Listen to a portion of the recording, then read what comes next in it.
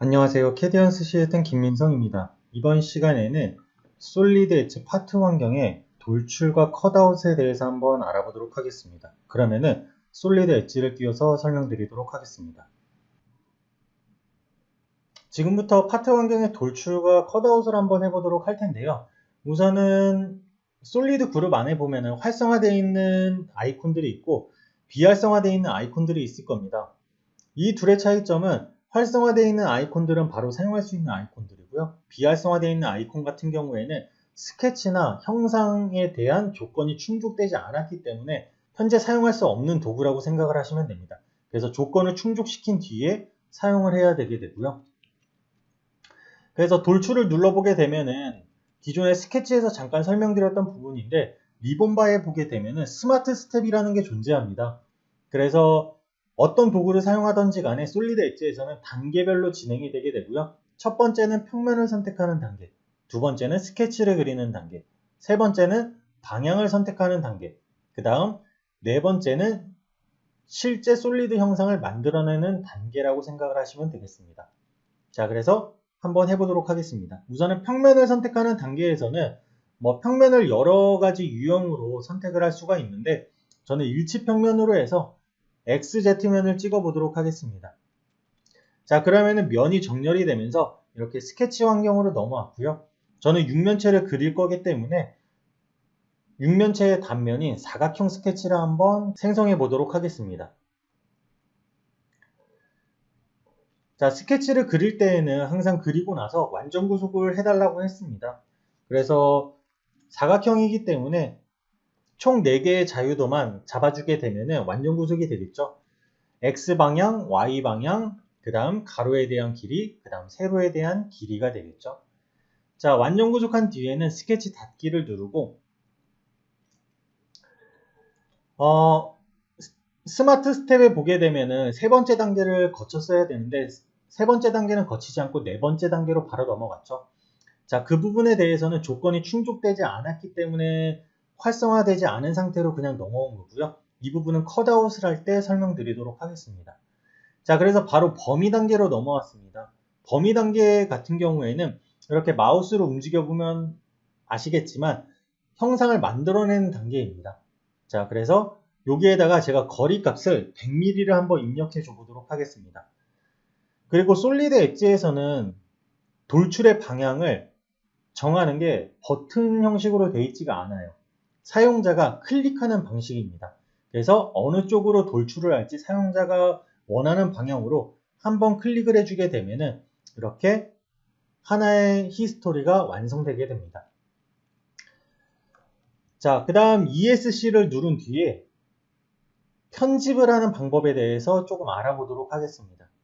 자, 우선은 첫 번째로 알아볼 거는 동적 편집입니다. 동적 편집 같은 경우에는 스케치나 형상을 만들어낼 때 사용했던 모든 치수들이 보이게 됩니다. 자, 그래서 이러한 치수들은 동적 편집에서는 바로 바꾸실 수가 있어요. 예를 들어서 120이라는 치수로 각각 바꾸고 싶다 라고 했을 때에는 이렇게 치수를 선택하고 120이라는 숫자로 바꾸게 되면 형상을 바로 바꾸실 수가 있습니다. 자, ESC를 한번 더 누르고 이번에는 프로파일 편집, 이거는 스케치 환경으로 들어간다라고 생각하시면 되겠습니다. 그래서 프로파일 편집을 누르게 되면 스케치 환경으로 돌아오는 것을 알 수가 있고요. 자, 스케치 닫기를 누르고 나가도록 하겠습니다. 자, 그 다음 ESC를 누른 뒤에 이번에는 정의 편집을 한번 눌러보도록 할게요. 정의 편집 같은 경우에는 스마트 스텝을 다시 볼 수 있는 단계입니다. 그래서 평면을 다시 설정한다든가 스케치를 다시 그린다든가 아니면은 범위 단계를 다시 설정한다든가 할 수가 있습니다. 자, 그래서 범위 단계에서 조금 중요한 옵션이 남아있기 때문에 범위 단계를 눌러서 자, 여기 보게 되면은 우선은 대칭 범위라는 메뉴가 있습니다. 대칭 범위 같은 경우에는 그려놓은 스케치를 기준으로 양쪽 대칭으로 형상을 만들어내는 기능이에요. 자, 그래서 대칭 범위를 누르고 이렇게 마우스로 움직이게 되면은 이렇게 양쪽 대칭으로 늘어나게 되죠.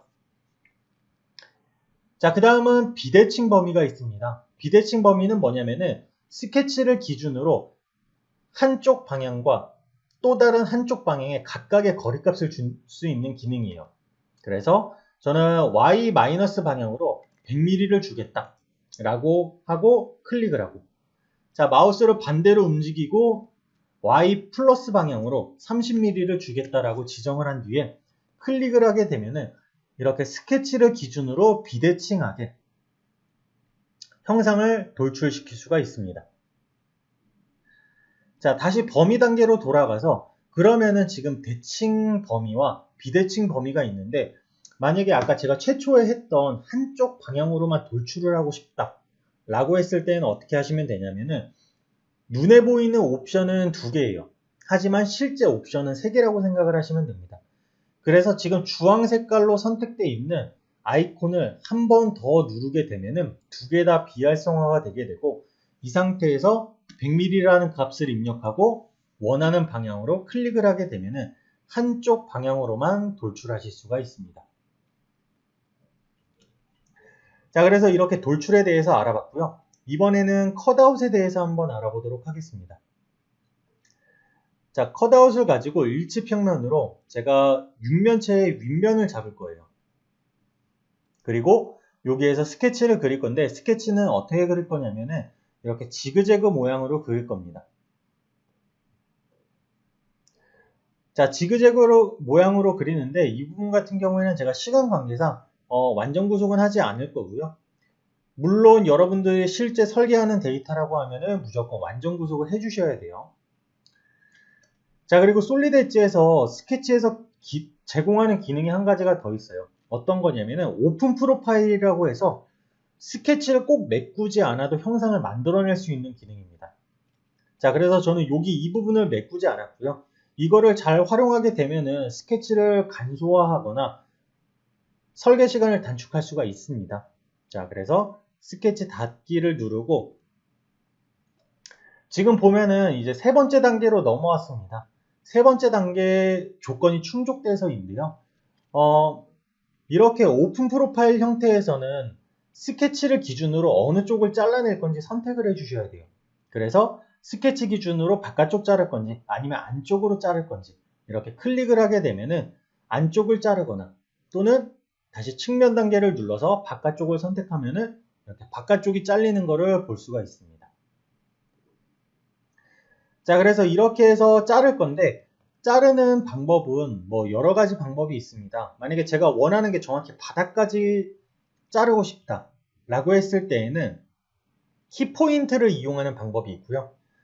그리고 참고적으로 키포인트를 활용할 때에는 이 옵션도 같이 알아두시는 게 좋아요. 키포인트라고 해서 어떤 유형의 키포인트를 선택할지 미리 선택할 수가 있습니다.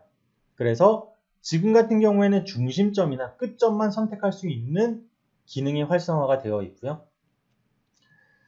자, 그리고 만약에 바닥까지 잘라낸다라고 했을 때 이제 여기 전체나 다음면까지를 활용할 수도 있어요.